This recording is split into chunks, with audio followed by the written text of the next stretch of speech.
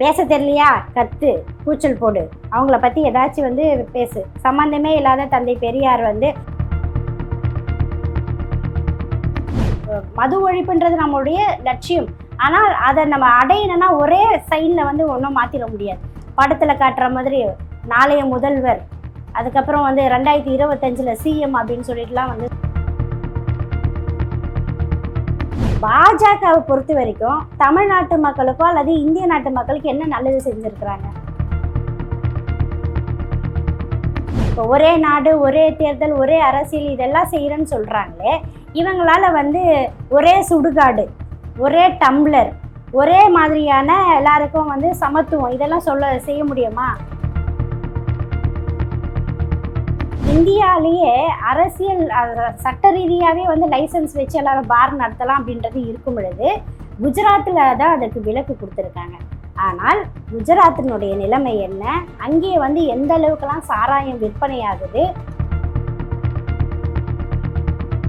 ஒரு மனுஷனுடைய சாப்பாடு விஷயத்தில் தலையிட்டு நீ இந்த கறி சாப்பிடக்கூடாது, அது நாங்கள் வணங்கக்கூடிய தெய்வம், அது எங்கள் மனசு புண்படுதுன்னு சொல்லி மனித உரிமை மீறல் நடக்குது, அடித்து கொலை பண்ணுற விஷயங்கள்லாம் நடக்குதுல்ல.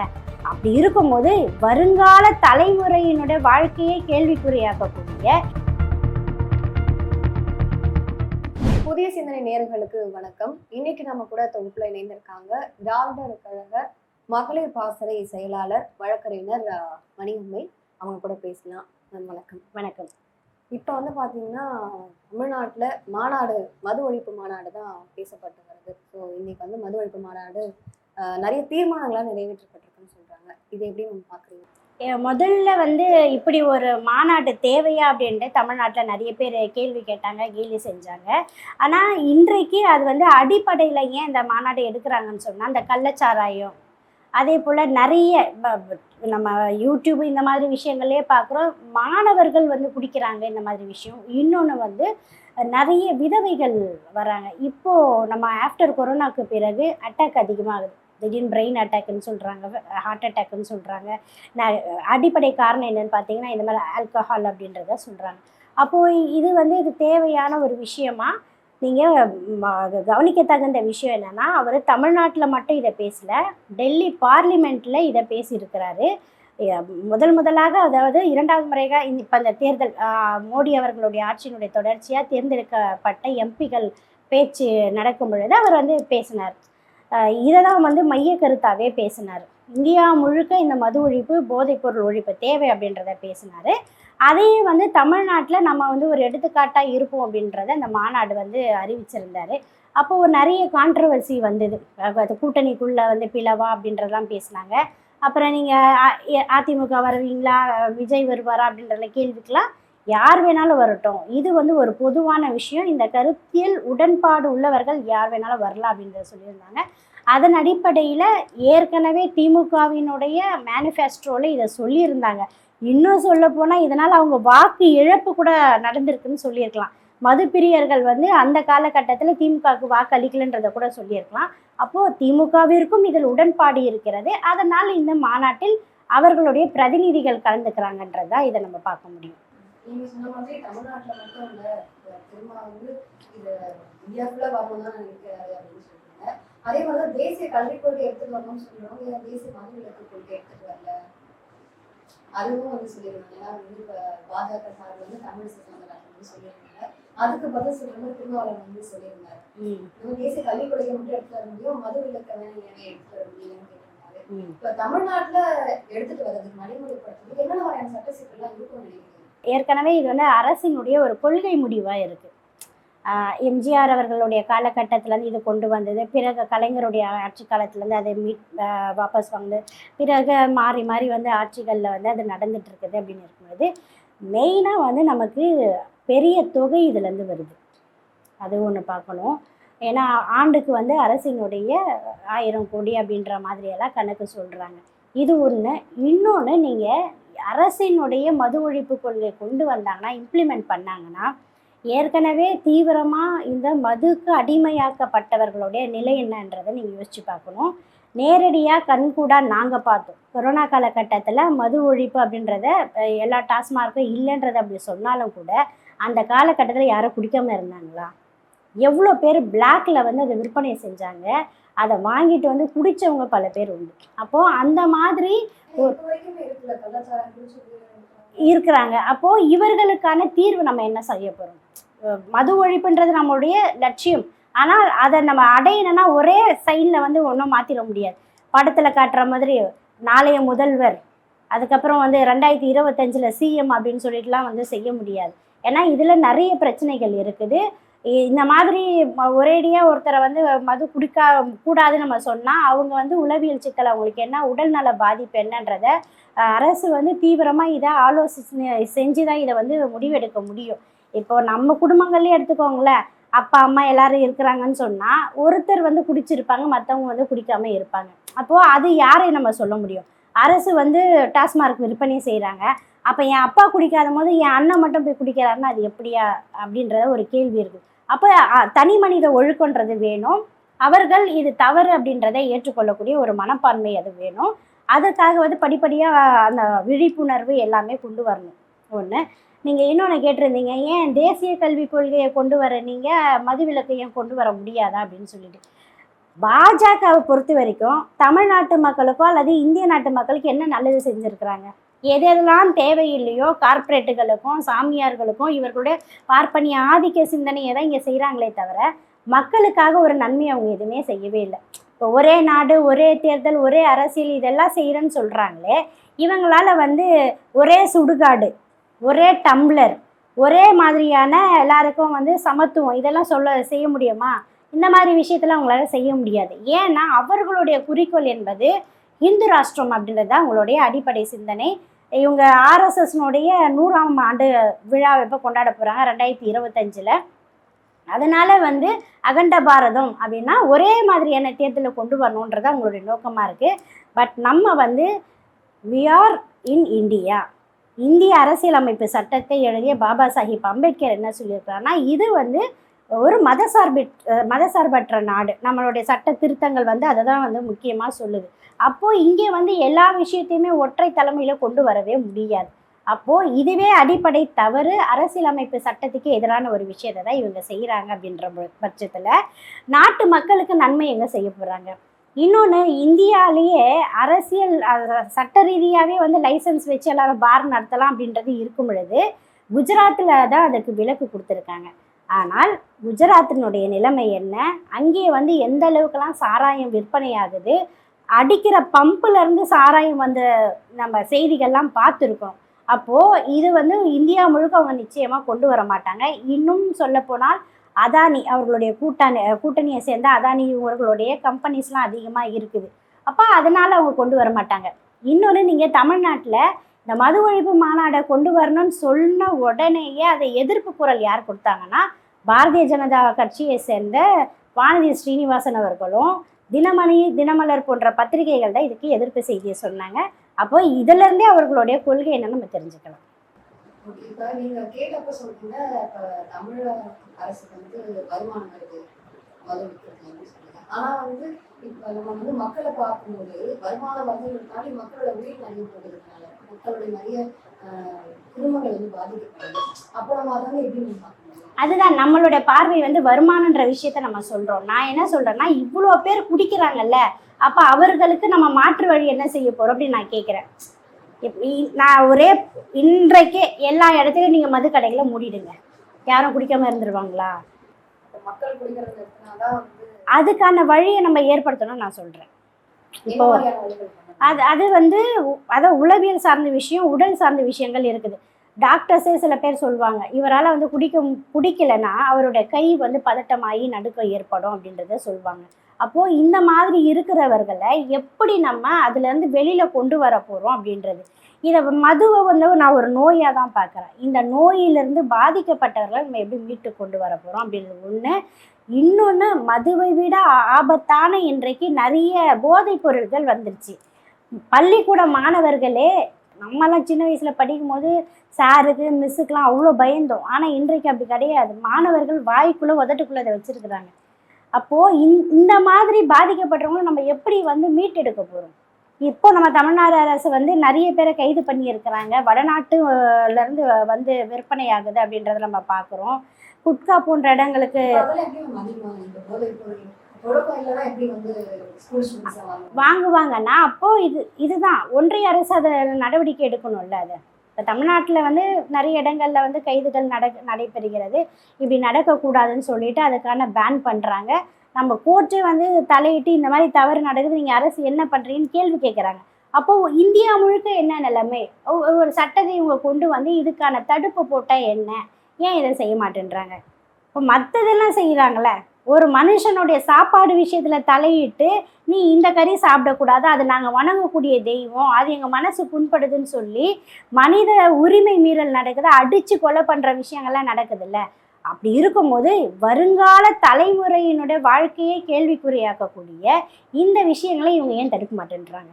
அப்போது ஒன்றிய அரசு இதுக்கான ஒரு நடவடிக்கையை முழு வீச்சில் நடத்தணும். மதுவை தாண்டி வரக்கூடிய போதைப் பொருட்கள் நீங்கள் இங்கே கைது பண்ணுறவங்களாம் யாராக இருக்கிறாங்கன்னா வட மாநிலத்தை சேர்ந்தவங்களாக இருக்கிறாங்க, ஆந்திராவிலேருந்து வரக்கூடியவங்களாம் இருக்கிறாங்க, புகையிலை அங்கேருந்து வருது அப்படின்லாம் சொல்லி அரசாங்கம் வந்து நடவடிக்கை எடுத்தாலும் இன்னும் இந்த நடவடிக்கை தீவிரமாக்கப்பட வேண்டும். சமுதாய சிந்தனை அக்கறை உள்ள நாம் அனைவருமே அரசாங்கத்திற்கு இது ஒரு ஆதரவாக இருக்கணும். குடி வந்து நாட்டிற்கும் வீட்டிற்கும் கேடுன்றத குடிக்கக்கூடியவர்களும் உணரணும் அப்படின்றத என்னுடைய கருத்தை நான் சொல்லுவேன். நீங்க போதைப் பொருள் தொடக்கம் அதிகமா இருக்கு, ஒன்றிய அரசு நடவடிக்கை எடுக்கணும். ஆனா தமிழ்நாட்டில் நடத்துன்றப்ப ஒன்றிய அரசு தமிழக அரசு இனிமே நடவடிக்கை எடுக்க வேண்டிய ஒரு அவசியம் இல்லை. நான் அதை தான் சொல்கிறேன். வட மாநிலத்திலேருந்து வருதுன்னு சொன்னால் குஜராத்து, உத்தரப்பிரதேசம் இந்த மாதிரி மாநிலங்கள்லேருந்து தான் இது இங்கே விற்பனையாகி வருது. அப்போ அதை ஏன் வந்து அந்த அரசாங்கம் தடுக்க மாட்டேன்றாங்கன்னு தான் என்னுடைய கேள்வி. தமிழ்நாட்டில் நான் தான் சொல்கிறேனே, சென்னை உயர்நீதிமன்றம் நேரடியாக கேள்வி கேட்குது அரசாங்கத்தை பார்த்து, எப்படி பள்ளிக்கூடங்களில் இது விற்பனையாகுது, நீங்கள் என்ன நடவடிக்கை எடுத்திருக்கீங்கன்னு பதில் சொல்லுங்கன்னு சொல்கிறாங்க. அதற்கு அப்புறம் வந்து இதுக்கான நடவடிக்கை எடுக்கப்படுது. ஆனால் இது அதிகமான இந்த மது போதைன்றது அதிகமாக இருக்கு. அது வந்து எங்கேருந்து வருது? உங்களுக்கு கொசு வருது நம்ம வீட்டுக்கு, நான் கொசுவத்தி நம்ம வைக்கிறோம், நம்ம வீட்டை மட்டும் காப்பாற்றிக்கணும், நம்ம சேஃபாக இருக்கணும். ஆனால் கொசு எங்கேருந்து வருது? சாக்கடை இருக்கிற இடத்துல தானே வருது. சாக்கடையை தான் நீங்கள் புகை வச்சோ இல்லை ஏதோ நாங்கள் அதை தீர்வு பண்ணால் தானே யார் வீட்டுக்கும் கொசு போக்காமல் இருக்கும். அதனால தானே மலேரியா ஸ்ப்ரெட் ஆகுது. அதுபோல் இது எங்கே வந்து இது செயல்படுத்துகிறாங்களோ மூல காரணம் எங்கே இருந்தால் அங்கே அழிக்கப்படணும் அப்படின்னு நான் சொல்கிறேன். அப்போ இதை வந்து ஒரு கூட்டு முயற்சியோடு இதை வந்து இந்தியா முழுக்க நிறைய இடங்கள் இதை சேல் பண்ணுறாங்க. அதனால தான் மதிப்பிற்குரிய திருமாவளவன் அவர்கள் நாடாளுமன்றத்தில் இதை வந்து எதிர்கால தலைமுறைக்கு இந்த அரசாங்கம் செய்யக்கூடிய நம்பிக்கை துரோகன்றதை பேசியிருக்கிறார். அது ரெக்கார்ட் ஆகிருக்கு, நீங்கள் கூட எடுத்து பார்த்துக்கலாம். அப்போ அவர் சொல்லியிருந்தா கூட தமிழ்நாடு அரசாங்கத்தை சொல்லியிருக்கலாம், நீங்கள் உடனே கூட்டணி அப்படின்றதெல்லாம் தாண்டி கூட்டணியில் இருந்தாலும் எங்கள் கொள்கை இதை நாங்கள் வைக்கிறோன்னு சொல்லும் பொழுது அதற்கு செவி சாய்த்து தமிழ்நாடு அரசாங்கத்திலிருந்தும் போகிறாங்க. அப்படி இருக்கும் பொழுது நீங்கள் அதை கூட்டணியாக பார்க்காம இது தவறுகள் நடக்குது, அப்போ இது திருத்தப்படணும் அப்படின்றது தான் நம்மளுடைய இது. அந்த எந்த அரசாங்கமாக இருந்தாலும் அது நடவடிக்கை எடுக்கணும். அப்படி எடுத்தால் தான் அந்த மாநிலத்துக்கு அது வந்து ஒரு நன்மையாக இருக்க முடியும், ஒரு வளர்ச்சியாக அது இருக்கும். அப்போ தமிழக அரசு வந்து போதிய நடவடிக்கை எடுத்துட்டு தான் இருக்காங்க, இதுக்கு மேலே ஒன்றிய அரசு தான் நடவடிக்கை எடுக்கணும். நீங்கள் இந்தியா முழுக்க அதை கொண்டு வரணும்னு நான் சொல்கிறேன். இப்போ நீங்கள் டாஸ்மார்க்கு நீங்கள் கேள்வி கேட்கும்போது உடனே நம்ம என்ன சொல்கிறோம், நீங்கள் தான் வந்து 500 கோடி 1000 கோடி சம்பாதிக்கிறீங்களா, அதனால தான் டாஸ்மார்க்கு மூட மாட்டேன்றீங்க நம்ம கேள்வி கேட்குறோம். ஆனால் இந்த குட்கா, இந்த பூலிப்பு, இந்த மாதிரியான கஞ்சா போன்ற விற்பனைகள் வந்து நடக்குதுன்னா அதுக்கு வந்து தைரியமாக நடத்துகிறாங்களே, அதை செய்கிறாங்களே, அவர்கள் மீது என்ன நடவடிக்கை? எத்தனையோ சட்ட திருத்தங்கள் வந்து ஒன்றிய அரசு கொண்டு வருது இல்லை, இரவோடு இரவு எவ்வளோ செய்கிறாங்க நீங்கள் பாருங்கள். தொடர்ந்து இந்திய அரசியலமைப்பு சட்டத்தையே வந்து 8 மணிக்கு திருத்துறது, ரிசர்வேஷனையே இன்றைக்கி மாற்றி அமைச்சிட்டாங்களே, இடபிள்யூஎஸ் கொண்டு வருது, உயர் ஜாதி ஏழை இந்து, தாழ்ந்த ஜாதி ஏழை இந்துன்னு எவ்வளோ கொண்டு வந்திருக்காங்க. இப்போ இதெல்லாம் செய்கிற நீங்கள் ஏன் இந்த மாதிரி ஒரு இளைஞர்கள் பாதிக்கப்படுறாங்க, இதுக்கான சட்டங்கள் ஏன் நீங்கள் கொண்டு வரக்கூடாது? இன்னொன்று, ஒருத்தர் வந்து கஞ்சா விற்பனை பண்ணுறாரு அப்படின்னு சொன்னால் அவங்க மீது யார் நடவடிக்கை எடுக்க முடியும்? அவர் அது தவறுன்னு சொல்லி ஒரு தனிநபர் போனார்னா அவருடைய உயிருக்கு பாதுகாப்பு இருக்குதா? அப்போது நீங்கள் ஒரு சட்டமாக இருந்தால் அந்த சட்டத்தை வந்து நம்ம கொஸ்டின் பண்ணலாம், கோர்ட்டு மூலமாகவோ இந்த மாதிரி இருந்தோம் இந்த மாதிரி தவறுகள் நடக்குதுன்னு சொல்லி. அது இல்லாத பட்சத்தில் அதை தீவிரப்படுத்துறதுக்காக தான் அரசாங்கம் முழுமையாக செயல்படணும். அரசு தானங்க இதை செய்ய முடியும். அரசு செய்யாத போது நம்ம என்ன பண்ண முடியும்? நம்ம கத்தி போராடி அந்த போராட்டத்தின் விளைவாக சட்டத்தை கொண்டு வரலாம். ஆனால் தமிழ்நாடு அரசாங்கம் தொடர்ந்து இதுக்கான முயற்சிகளை ஏற்படுத்தி இருக்குது. இன்னொன்று, உயர்நீதிமன்றமும் பாராட்டி இருக்கிறாங்க இந்த விஷயத்தில் வந்து தமிழ்நாடு அரசாங்கம் நல்லா செயல்படுறாங்க அப்படின்னு சொல்லி. இருந்தாலும் எதிர்கால தலைமுறையினர் பாதிக்கப்படாத அளவுக்கு இன்னும் கடுமையான நடவடிக்கை எடுக்க வேண்டும் அப்படின்றது தான் என்னுடைய கருத்தை நான் சொல்கிறேன். இப்போ வந்து மது ஒழிப்பு மாநாடு நடத்தப்பட்டிருக்கு, 13 தீர்மானம் நிறைவேற்றப்பட்டிருக்குன்னு சொல்லிட்டு இதோட தாக்கம் எப்படி இருக்கும்? நமக்கு ஏதாவது மாற்றம் ஏற்படுமா? எல்லாமே வந்து என்னை பொறுத்த வரைக்கும் போராட்டம், பிரச்சாரம், இந்த 2 விஷயத்தில் தான் வந்து எப்பேற்பட்ட அரசாங்கமாக இருந்தாலும் அடிபணிஞ்சு போகும். சரிங்களா? அப்படி இருக்கும்போது இவங்க இன்றைக்கு தீர்மானமாக போடுறாங்க, இது தொடர்பான விவாதங்கள், பேச்சுக்கள் வந்து நடந்துக்கிட்டே இருக்கணும். அப்புறம் வந்து அரசுக்கு அது ஒரு அழுத்தமாகி நிச்சயமாக அதுக்கான ஒரு வாய்ப்பை ஏற்படுத்தணும். நீங்கள் அம்மையார் ஜெயலலிதா உயிரோடு இருந்த பொழுது இதே போல் வந்து மது ஒழிப்பை நாங்கள் கொண்டு வரணும் அப்படின்றத பலவிதமான தீர்மானங்கள், பேச்சுக்கள் நடைபெறும் போது படிப்படியாக நாங்கள் கொண்டு வரோம்னு அவங்க சொல்லி 2 மணி நேரம் குறைச்சாங்க. அது நமக்கு தெரியும். அதே போல் சில இடங்களில் வந்து டாஸ்மாக் கடைகளை வந்து எடுத்தாங்க. இப்போ இந்த அரசாங்கம் வந்து பள்ளிக்கூடங்கள் வசிக்கக்கூடிய பகுதிகளில் வந்து அதை எடுத்திருக்காங்க. அது வந்து ஒரு வரவேற்கத்தகுந்த விஷயம்தான். அப்போது இது தொடர் பிரச்சாரங்களாக இருக்க அதற்கான தீர்வுகளை உடனே பார்க்க முடியாது, எதிர்வரும் காலத்தில் பார்க்கலாம். நிச்சயம். ஒரு 2 நாளைக்கு முன்னாடி பார்த்தீங்கன்னா வந்து தனியார் தொலைக்காட்சியில் ஒரு டிபேட் நிகழ்ச்சி நடக்குது. அதில் வந்து மதிவதனி மதிவதனியும் அர்ஜுன் சம்பத் அவங்களும் வந்து பேசிட்டு இருக்கும்போது ஒரு சர்ச்சை வந்து ஏற்படுது. அந்த விஷயத்தை நீங்கள் இது வன்மையாக கண்டிக்க வேண்டிய ஒரு விஷயம். இது வந்து தொடர்ச்சியாக பிஜேபியிலேருந்து வரக்கூடிய அல்லது ஆர்எஸ்எஸ்னுடைய துணை அமைப்புகள்லேருந்து வரக்கூடிய எல்லாரும் செய்யக்கூடிய ஒரு விஷயமாக தான் பார்க்கப்படுது.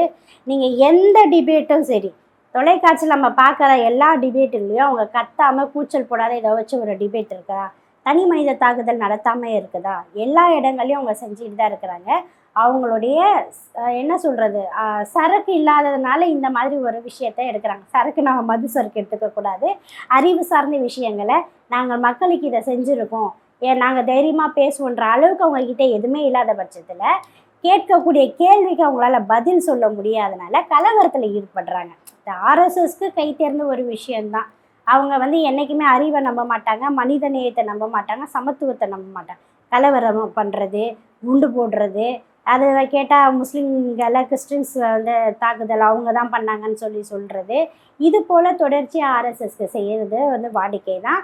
அவங்க மூலியமாக ட்ரெயின் அப் பண்ணுற இவர்களும் இப்படி தான் பண்ணுவாங்க.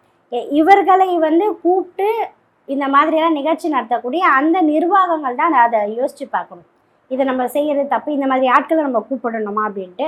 இன்னொன்று, ஒரு ஒரு கூட்டம் நடக்கிற ஒரு இடத்துல நடக்கும் பொழுது இந்த செருப்பு தூக்கி காட்டுறது, தேவையில்லாத வார்த்தைகளை பேசுறதுல அதெல்லாம் ரொம்ப வந்து ஒரு கண்டிக்க தகுந்த ஒரு விஷயம்தான். அர்ஜுன் சம்பத் கிட்டேருந்து நம்ம வேறு எதுவுமே எதிர்பார்க்க முடியாது. ஆனால் அவங்களுடைய இயல்பே அதுதான். இவர்களை வந்து நம்ம என்ன பண்ண முடியாது, அப்படி கடந்து தான் போகணும். இது போன்ற நிகழ்வுகள் இனிமேலாவது நடக்காத அளவுக்கு அந்த நிர்வாகங்கள் தான் வந்து அதை பார்த்துக்கணும். அதே போல் சட்ட ரீதியான நடவடிக்கை அவர் மேலே எடுக்கணும். இப்போ வந்து மதிவதனி வந்து ஒரு பொது வெளியில பேசுறாங்க, ஒரு டிபேட் நடக்க அந்த நிமிஷம் பேசும்போது இந்த மாதிரியான விஷயங்கள் இருக்கும்போது நம்ம தனிப்பட்ட ஒரு இடத்துக்கு போகணும், அந்த மாதிரி விஷயங்கள்லாம் எப்படி நம்ம கடுமையாக இருக்கும்? இப்போ நீங்கள் வந்து அந்த மாதிரி ஏதாவது சந்திச்சிருக்கீங்களா? இதுக்கு முன்னாடி திராவிடர் கழகத்தினுடைய 5 ஸ்போக் பர்சனில் நானும் ஒரு ஆள். அப்போது நானும் நீங்கள் சொல்கிற அதே தொலைக்காட்சியில் தான் ஒரு விவாதத்தில் கலந்துக்கிட்டேன். அப்போது வந்து அஸ்வத்தாமன் அந்த நிகழ்ச்சியில் வந்திருந்தார். அதுபோல் வந்து ஒரு காரசாரமாக போச்சு, இல்லாத விஷயங்கள்லாம் பேசினார், நாங்கள் கவுண்டர் கொடுத்தோம். இது வந்து எப்பயுமே நடக்கிறது. அதுக்கு பிறகு ஒரு டிபேட்டில் நான் கலந்துக்கிட்டேன். வலதுசாரி சிந்தனையாளர்னு ஒருத்தர் வந்து பேசினார். அந்த டிபேட்டில் நீங்கள் இந்தியா முழுக்க வந்து பெரிய சர்ச்சையாச்சு, கர்நாடகாவில் அந்த புர்கா அணியலாமா அணியக்கூடாது அப்படின்னு சொல்லிட்டு அது உச்சநீதிமன்ற தீர்ப்பை பேஸ் பண்ணி அந்த ஒரு டிபேட் நடந்தது. அதில் வந்து சம்மந்தமே இல்லாத பேசிக்கிட்டே இருந்தாங்க. எப்போயுமே இவங்க என்ன பண்ணுவாங்க, கிறிஸ்டின்ஸ் முஸ்லீம்ஸுங்களை வந்து தாக்குவாங்க. அப்போ நான் பதில் சொல்லும் பொழுது ஜாதி கயிறு வந்து கட்டக்கூடாது, அது தவறு அப்படின்னு நான் பேசினேன். உடனே இவங்க என்ன பண்ணிட்டாரு, குறுக்கிட்டு பேசினார். இப்போ நீங்கள் வந்து உயர்ந்த ஜாதின்னு சொல்லி பூநூல்லாம் போட்டுக்கிறீங்களா, அது மட்டும் நியாயமாக நான் கேட்டது. உடனே என்ன பண்ணுறது, என் பூநூலை நீங்கள் அரைப்பீங்கன்னு சொல்லிட்டீங்கன்னு. நான் அந்த மாதிரியும் சொல்லவே இல்லை, லைவாக போயிட்டுருக்க நிகழ்ச்சியை பாருங்கன்னு சொன்ன உடனே சட்டப்பட்டுன்னு கட்டிட்டார். வாங்க வந்து என்னோட பூநூலை அறுத்துக்கோங்கன்னு சொல்லி. எப்படி இருக்கும், அருவருப்பாக இருந்துச்சு. பக்கத்தில் உட்காந்து நம்ம பேச முடியுமா? ஒரு என்ன சொல்கிறது வந்து என் சட்டையை கட்டு வான்னு சொன்னால் அது எப்படி இருக்கும்? அவ்வளோ ஒரு அநாகரிகமாக நடந்துக்கிட்டாரு. அது நிகழ்ச்சி முடிஞ்ச பிறகு என்னை வந்து மிரட்டினார். மேடம், இந்த மாதிரிலாம் சனாதனத்தை பற்றி பேசுனீங்கன்னா அவ்வளோதான், நீங்கள் வேறு எங்கேயுமே பேசக்கூடாது, இதே வந்து ஒரு ஆம்பளை பேசியிருந்தானா அவன் ஷெவுல்லே அடிச்சிருப்பேன் அப்படின்னு சொன்னார். இந்த பயம் மிரட்டெல்லாம் என்கிட்ட காட்டாதீங்க, வேற யார்ட்டாச்சும் வச்சுக்கோங்க, நீங்கள் அடிக்கிற வரைக்கும் எங்கள் கை கால்லாம் சும்மா இருக்குமா அப்படின்னு சொல்லி நான் அவருக்கு நான் பதிலை கொடுத்துட்டு வந்துட்டு, அதன் பிறகு மூத்த வழக்கறிஞர் அருள்மொழி அவர்கள் இதை கண்டித்து ஒரு பதிவு போட்டிருந்தாங்க. அதுக்கப்புறம் மூத்த சமூக செயற்பாட்டாளர் தோழர் ஓவியா என்ன பண்ணாங்க, அந்த தொலைக்காட்சிக்கே போய் கண்டனம் தெரிவித்து கொடுத்தாங்க. அந்த அளவுக்கு வந்து எல்லாரும் எதிர்ப்பு தெரிவித்தாங்க. ஆனால் மதிவதனி அவர்கள் கலந்துக்கிட்ட நிகழ்ச்சி வந்து ஒரு பொது வெளியில் நடந்து, அதாவது கூட்டப்பட்ட கூட்டம். அது வந்து தகவல் தெரிஞ்சு எல்லா தோழர்களும் வந்தாங்க. ஆர்எஸ்எஸ் பிஜேபி அமைப்புலேருந்து வந்தாங்க, நேரடியாக அந்த காட்சியை பார்த்தாங்க. நான் கலந்துக்கிட்ட நிகழ்ச்சி வந்து ஒரு ரூமில் நடந்தது, அதை லைவாக பார்க்குறாங்க. நீங்கள் கொஞ்சம் யோசிச்சு பாருங்கள், உங்களுடைய மனநிலை எப்படி இருக்கும். ஒருத்தர் பக்கத்துலேருந்து என் சட்டையை கட்டி வா வான்னு சொல்கிறது எப்படி இருக்கும். நிகழ்ச்சி முடிஞ்சு போன பிறகு வந்து என்கிட்ட இவ்வளோ க்ளோஸ்அப்பாக பேசும்போது நமக்கே ஒரு இயல்பான ஒரு பதட்டம் வந்துடும். ஆனால் நான் வந்து அந்த பதட்டம்லாம் இல்லை, நீ இவங்க இப்படி தான் அப்படின்றத நின்று நான் பதில் சொன்னேன். இப்போ தொடர்ச்சியாக இவங்களுடைய வாடிக்கை இதே தான். நீங்கள் இது மட்டும் இல்லாமல் எம்பி ஜோதிமணி அவர்களை கரு நாகராஜன்ற ஒருத்தர் எவ்வளோ அநாகரிகமாக ஓப்பனாக பேசினாருன்றதை நீங்கள் பார்த்துருக்க முடியும். அந்த விவாதத்திலே நான் கலந்துக்க மாட்டேன்னு சொல்லி அவங்க வெளிநடப்பு செஞ்சாங்க. அதே போல் நம்ம வடசென்னை எம்பி கலாநிதி வீராசாமி அவர்களும் வெளிநடப்பு செஞ்சாங்க, மறந்துருக்க மாட்டோம். அதே போல் தோழர் சுந்தரவல்லி அவர்கள் கலந்துக்கிட்ட ஒரு நிகழ்ச்சி, இதே மாதிரி இந்து மக்கள் கட்சின்னு சொல்லிட்டு ஒருத்தர் வந்து பேசிக்கிட்டு அவரையும் வந்து ரொம்ப அவங்க வந்து அவங்கள வந்து அநாகரிகமாக பேசி திருப்பி அவங்க அதுக்கான பதிலடி கொடுத்தாங்க அப்படின்றத நம்ம பார்க்க முடியும். இப்போ யாரெல்லாம் இந்த மாதிரி ஒரு கட்டுப்பாடோட கருத்தியல் பேசுகிறாங்களோ அவர்களை எல்லாம் கடுமையாக தாக்குறதே, தனி மனித தாக்குதலை அச்சுறுத்தல் பண்ணுன்றதே இவர்களுடைய ஒரு ஆயுதமாக கையில் வச்சுருக்குறாங்க. அது நிச்சயமாக அதுக்கெல்லாம் பயப்படுற ஆள்லாம் நம்ம கிடையாது. தமிழ்நாட்டு மக்களும் இது போன்ற ஆட்களை ஆதரித்து பேச மாட்டாங்க நிச்சயமாக. இப்போ இந்த மாதிரி நீங்களும் சொன்னீங்க, இந்த மாதிரி அப்பப்போ நடக்கிறதுக்கு வந்து நம்ம ஏதாவது பதிலடி கொடுத்தாங்க, கண்டனம் தெரிவிக்கிற சரி, நடப்பு செய்யறோம், கண்டனம் தெரிவிக்கிறோம். ஆனால் அடுத்தடுத்து நடக்காம இருக்கிறதுக்கு என்ன மாதிரி இல்லை, இவங்களுக்கு அந்த துணிச்சல் எப்படி வந்தது? டிபேட்டில் நம்ம எல்லாரும் தான் பேசுகிறோம், இதுக்கு முன்னாடி இப்படிலாம் நடந்திருக்கா, இப்போ மட்டும் ஏன் அப்படி நடக்குதுன்னா அதற்கு காரணம் ஒன்றிய அரசினுடைய ஆதரவு தான். டெல்லியில் நாங்கள் ஆட்சி நடத்துகிறோம், எங்களை நீங்கள் ஒன்றும் பண்ண முடியாதுன்றது ஒன்று. இவர்களுடைய அமைப்பை இவங்களுக்கு சொல்லி கொடுத்து அனுப்புறது இப்படி தான். எனக்கெல்லாம் வந்து நான் ஒரு டிபேட் போகிறேன்னு சொன்னால் தரவுகளோடு போங்க, சரியான பதிலடி கொடுங்கன்னு சொல்லுவாங்க. தெரியாத விஷயங்களை தெரியாதுன்னு விட்டுறணும். நான் எப்பயுமே அப்படி தான். ஒரு விஷயம் நமக்கு தெரியலாம், அதை கடந்து நமக்கு என்ன விஷயங்களை தெரிஞ்சு அதை நம்ம ஸ்ட்ராங்காக பேசுவோம். ஆனால் இவங்களை பொறுத்த வரைக்கும் அப்படி கிடையாது. பொய்யை வந்து ரொம்ப தெளிவாக பேசுவாங்க. அதை நமக்கு கவுண்டர் கொடுக்க வந்தால் நம்மளை வந்து எதிர்த்து குரல் கொடுக்கறது, அந்த மாதிரி நம்மளை வந்து தனி மனிதல் தாக்குதல் பண்ணுறது இருக்கும். இவங்களுக்கு அவங்களுடைய அமைப்புகள் சொல்லி கொடுக்குறது இப்படி தான். பேச தெரியலையா, கத்து கூச்சல் போடு, அவங்கள பற்றி ஏதாச்சும் வந்து பேசு, சம்மந்தமே இல்லாத தந்தை பெரியார் வந்து வளர்த்த மகளே திருமணம் பண்ணிக்கிட்டான்ற பொய்யை பேசுங்க, இந்த மாதிரியெல்லாம் ஏதாவது சொல்லி கொடுக்குறது தான் அவங்களுடைய வேலையாக இருக்கும். இது நம்ம தொடர்ச்சியாக பார்த்துட்டு தான் இருக்கும். பிஜேபி அரசாங்கம் என்றைக்கு வந்ததோ அன்றையிலேருந்து இவங்க இப்படியே தான் பேசிக்கிட்டே இருக்கிறாங்க. அதனால் வந்து இவங்களுக்கு ஒரு துணிச்சல் வந்துடுச்சு, நம்மளை யாராலும் ஒன்றும் பண்ண முடியாது அப்படின்னு சொல்லிட்டு. அப்படியெல்லாம் வந்து நினச்சிக்கிட்டே இங்கே பேச முடியாது. நீங்கள் வேணால் கத்திட்டு பேசிட்டு போயிடலாம், ஆனால் மக்கள் இதை பார்த்துட்டு தானே இருக்கிறாங்க. உங்களுக்கான அடியை வந்து ஒவ்வொரு தேர்தலையும் கொடுத்துக்கிட்டே தான் இருக்கிறாங்க. அப்போது மக்கள் சரியான பதிலை உங்களுக்கு கொடுப்பாங்க. மக்களுடைய தீர்ப்பு தான் இவர்களுக்கான பதிலடியை நம்ம பார்க்க முடியும். இப்போ வந்து தமிழ்நாட்டில் சட்டம் பெண்கள் பாதுகாப்பு நீங்கள் சமீபத்தில் வெளியிட்டிருக்கக்கூடிய டைம்ஸ் ஆஃப் இந்தியானுடைய ஒரு கட்டுரை ஆர்டிகல்ஸ் வந்தது. Very safety city in India அப்படின்ற இடத்துல பார்க்கும்போது சென்னை வந்து செகண்ட் பிளேஸில் இருக்குது, கல்கட்டா வந்து ஃபஸ்ட் இடத்துல இருக்குது. அதே போல் அகெயின் வந்து தேர்ட் இடத்துல வந்து கோவை இருக்குது. சரிங்களா? அப்படி பார்க்கும்போது தமிழ்நாட்டில் பெண்கள் வாழறதுக்கு தகுதியான ஒரு மாநிலம் தான், பிரச்சனை இல்லாமல் இருக்குதுன்னு சொல்லி ஆய்வறிக்கைகள் சொல்லுது. இது யார் வெளியிட்டானா பத்திரிகை வெளியிட்டது. எதனுடைய தரவுகள்னால் நம்முடைய என்சிஆர்பியோடைய நேஷ்னல் க்ரைம் பியூரோலேருந்து வெளியிட்டக்கூடிய அறிக்கை. இப்போ நீங்கள் கொல்கட்டான்னு கேட்ட உடனே என்ன சொல்கிறீங்க, இப்போ தானே ஒரு மருத்துவ பயிற்சி மாணவர் அங்கே வந்து ரொம்ப கொடூரமாக கொலை செய்யப்பட்டாங்க. அப்பேற்பட்ட ஒரு மாநிலத்தையே நீங்கள் பெண்களுக்கு பாதுகாப்பு நீங்கள் கேட்கலாம். ஆனால் ஒரு விஷயத்தை வச்சு நம்ம எல்லாமே ஒட்டுமொத்தமாக அதை செய்ய முடியாது. அந்த ஒரு கொலை வன்மையாக கண்டிக்க தகுந்த ஒரு விஷயம். அப்போது அந்த கொலை எப்படி நடக்குதுன்னா அங்கே இருக்கக்கூடிய நிர்வாகிகளுடைய ஆதரவு பேரில் அது நடக்குது. அது நீங்கள் பார்க்கும் பொழுது அதை வச்சு நம்ம வந்து கணக்கு போட முடியாது. மற்றபடி தமிழ்நாட்டில் பெண்கள் நீங்கள் நிறைய விஷயங்களை நீங்கள் எடுத்து பாருங்கள். பெண்கள் கல்வி, வேலைவாய்ப்பு, பெண்களுக்கான அடிப்படை உரிமைகள், அதெல்லாம் பார்த்திங்கன்னா தமிழ்நாட்டில் பெண்கள் நல்லாவே இருக்கிறாங்க. ஆனாலும் கூட சில இடங்களில் தவறுகள் நடக்குது அப்படின்னா அந்த தவறுகள் இனி நடக்காமல் பார்த்து கொள்ள வேண்டும்.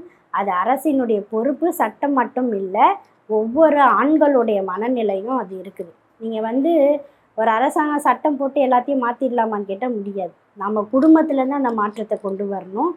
பெண்கள்லாம் நம்ம மதிக்க கற்றுக்கணும். நீ பெண்களை தெய்வமாலாம் பார்க்க தேவையில்லை, பெண்களை வந்து சக்தியாலாம் பார்க்க தேவையில்லை. நம்ம பிரதமர் சொல்கிறார் பாருங்க, பெண்கள் என்றால் சக்திகள். ஆனால் இந்த சக்திகள் வாழ நாட்டில் தான் என்ன, இந்த பெண்களுக்கு பாதுகாப்பு இல்லைன்னு சொல்லி வெளிநாட்டில் இருக்கக்கூடியவங்களும் நீங்கள் அமெரிக்காவே எச்சரிக்கை கொடு, தப்பி தவறி இந்தியா பக்கம் போயிடாதீங்க, டூரிஸ்ட் போனால் கூட அங்கே பாதுகாப்பு இல்லைன்னு சொல்லிட்டு. அப்போ நீங்கள் அந்த மாதிரிலாம் பார்க்க சக மனிதராக நண்பராக பார்த்தாலே போதும்.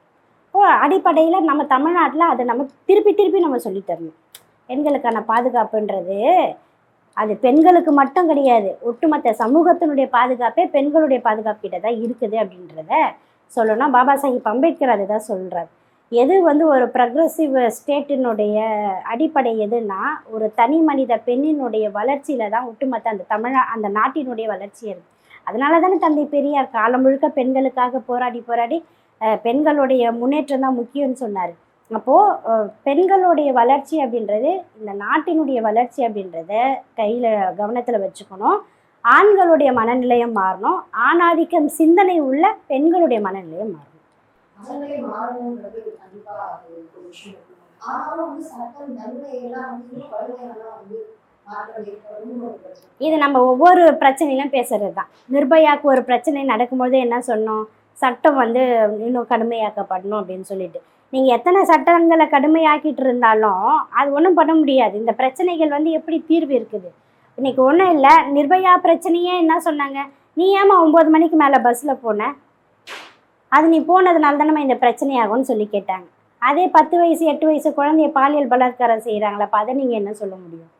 அப்போது சட்டங்கள் வந்து கடுமையாக்கப்படணும்னு நீங்கள் சொன்னாலும் கூட கடைசி தண்டனை என்ன, தூக்கு. அது இந்தியாவில் கேபிட்டல் பனிஷ்மெண்ட்டு கிடையாது. அவங்கள வந்து இம்ப்ரிசன்மெண்ட்டு தான், லைஃப் லாங் இம்ப்ரிசன்மெண்ட்டு தான் வந்து நமக்கு சட்டம் சொல்லுது. அதனால் சட்டங்கள் வந்து ஒரு அச்சுறுத்தல், ஒரு பயம், இப்படி செஞ்சால் இதை வந்து நடக்கும் அப்படின்னு சொல்லி. ஆனால் இயல்பாக வந்து மனிதனுடைய மனநிலை மாறினாதான்.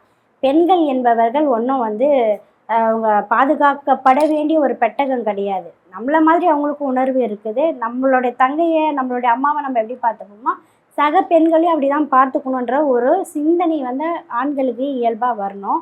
இதை சொல்லிக் கொடுக்கக்கூடிய பெற்றோர்களுடைய மனநிலையும் அப்படி தான் இருக்கணும். பாடம் சொல்லிக் கொடுக்கக்கூடிய ஆசிரியர்களுடைய மனநிலையும் அப்படி தான் இருக்கணும். அது ஒன்று. சட்டங்கள் வந்து ஏற்கனவே கடுமையாக தான் இருக்குது. இப்போ நீங்கள் போக்சோல எடுத்துக்கோங்க, அதெல்லாம் பெயிலே கிடையாது, நீ உள்ளதாக இருக்கணும், கண்டிப்பாக இருக்கணும். பாதிக்கப்பட்ட விக்டிம்க்கு உடனடியாக வந்து அரசும் வந்து நிதியெல்லாம் கொடுக்கணுன்றதெல்லாம் இருக்குது. ஆனாலும் கூட பார்த்திங்கன்னா இன்றைக்கும் மகிழா கோர்ட்டில் எத்தனை போக்சோ கேசஸ் இருக்குது. நானும் அந்த கேஸ்லாம் போய் அட்டன் பண்ணுறேன், அதனால நான் சொல்கிறேன். படித்தவங்க படிக்காதவங்க இந்த வித்தியாசமே கிடையாது. பாலியல் கொடுமை சீண்டல்ன்றது வந்து அது எல்லாத்தையும் கடந்து இருக்குது. அந்த வக்கர புத்தி மாறணும். அந்த மாறணும்னு சொன்னால் ஒழுக்கன்றது வரணும். அது வந்து இந்த சமூகத்துக்கு தேவையான ஒன்றாக இருக்குது. அது சின்ன வயசுலேருந்தே உங்களுக்கு சொல்லிக் கொடுத்து வளரும். இதுதான் முக்கியம்.